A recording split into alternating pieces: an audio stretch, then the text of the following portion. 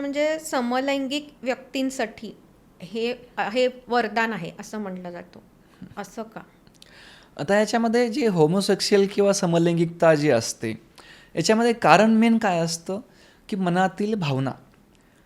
आपण बऱ्याचदा बघतो की असं ऐकतो की मी जन्माने पुरुष आहे परंतु माझा आत्मा स्त्री आहे. परंतु हे जे सेंटन्स आहे हे पूर्णतः चुकीचं आहे. ॲक्च्युअलमध्ये काय आहे जर बघायला गेलं तर तुमचा जन्म जो झालेला आहे ती माझ्या पुस्तकामध्ये माझं एक पुस्तक आहे जे पाठीमागे लावलेलं आहे संमोहन औपचारिक नैसर्गिक वर्तन. त्याच्यामध्ये मी हे खूप चांगल्या प्रकारे एक्सप्लेन केलेलं आहे. थोडे त्यात इमेजेस वगैरे आहेत.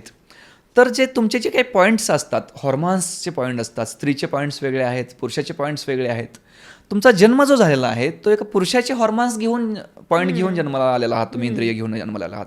तुमचे जन्मता इंद्रिय पुरुषाचे आहेत तर तुमचा आत्मा स्त्री कसा असू शकतो.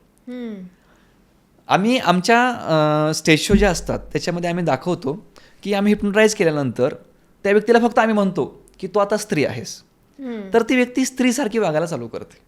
अच्छा, म्हणजे पुरुष असताना सुद्धा ते हां जेंडर त्यांचं फरक पडतो त्याच्यामध्ये. हां, तर स्त्री आणि पुरुष ही फक्त भावना आहे, ही आत्मा नाही आहे. आत्मा ही प्युअर सोल आहे, एक प्युअर एनर्जी आहे.